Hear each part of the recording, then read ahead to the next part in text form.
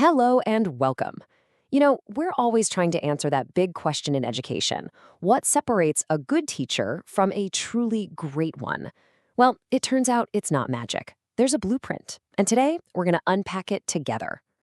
I mean, it's the question, isn't it? We've all seen those teachers who just seem to have it.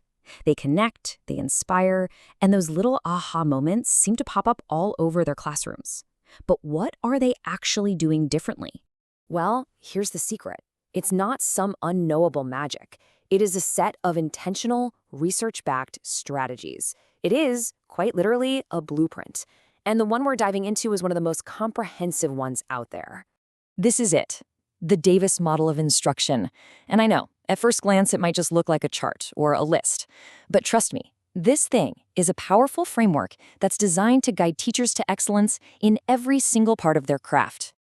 So the model is built around these 7 core domains. Think of them like the main pillars holding up a house. They're all essential. We're going to explore them, starting with the stuff you do to set the stage for learning before a lesson even kicks off. So let's start right at the beginning, laying the foundation. This is all about that crucial prep work that makes powerful learning even possible. Because let's be honest, without a solid foundation, even the coolest, most creative lesson can just completely fall flat. The model gives us a really clear path. First, you give students scales and rubrics so they know exactly what success looks like. No guesswork. Then you track their progress visually so they can actually see themselves getting better. And finally, you celebrate that success. It creates this awesome cycle that builds momentum and motivation. And of course, a huge part of this foundation is assessment. But here's the key. It's about a shift in thinking. The Davis model really pushes us to use assessment data not just to slap a grade on something, but to actually guide our next steps in instruction. It's about figuring out what our students need from us right now. Okay, foundation is solid. Now it's time for the main event, bringing the lessons to life. This section gets into the real art of teaching, the specific moves you make to deliver fantastic content. Now, this is where the model gets really tactical. It shows us that great teaching is definitely not one size fits all.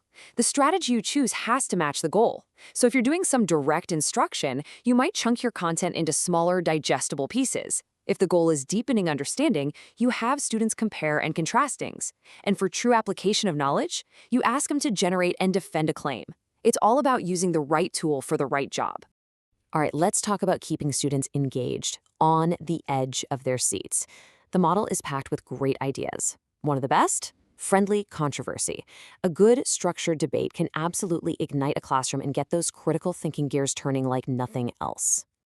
Another key is to maintain a lively pace. Now, this isn't about rushing, not at all. It's about creating energy and momentum that just signals to students that what you're doing is important and exciting. And finally, a great way to grab them is by presenting unusual information. A surprising fact, a weird historical tidbit, a totally counterintuitive idea. That can be the hook that makes a lesson stick in a student's brain for years to come. But as every teacher knows, our job isn't just about content and strategies. It's about people. So let's shift to our next section and look at how all this builds into creating classroom culture, which is really the heartbeat of the room. And that culture starts with a foundation of order. The model's very clear here. When you establish clear rules, organize your space for learning, and project a calm, confident presence, you're not just managing behavior. You are creating a predictable, safe environment where students feel secure enough to take academic risks. From that foundation of order, you can then build real, genuine relationships. It stops being about just managing a room and starts being about truly knowing your students as individuals, their passions, their challenges, and all their unique strengths. This leads to what is maybe the most powerful piece of the entire model, communicating high expectations. And this question, it gets right to the heart of it. See, it's not enough to just believe in your students. You have to actively show it. The model suggests concrete actions, like asking tough questions and probing for deeper answers from every single student, especially the ones who tend to hang back. So, as we bring this all together, you can see how a complete picture starts to emerge.